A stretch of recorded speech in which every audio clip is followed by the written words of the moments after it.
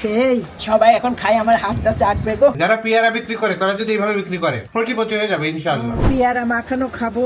তেঁতুল সাদা পানি দিয়ে আগে ধুয়ে নিলাম, গরম পানির মধ্যে ভিজাই রাখলাম। কাঁচা মরিচ আর রসুন একটু পানি দিয়ে সিদ্ধ করে একে পুরা পুরা করে নিব। লাল চিনি, লবণ ভিজাইছিলাম, সেই তেঁতুল দেখো গাঢ় হয়ে যাচ্ছে। এইভাবে দুইটা পেয়ারা কেটে নেব।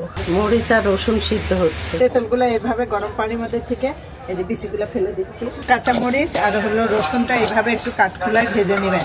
রসুন, ধনিয়ার পাতা, লবণ দিয়ে আগে এইভাবে চটকায় নেব।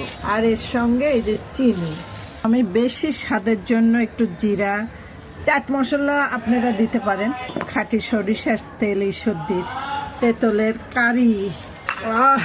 সেই লোভনীয় মাখানোটা। তার সঙ্গে হাতের ছোঁয়া, মনের ছোঁয়া। সবাই এখন খাই আমার হাতটা চাটবে গো।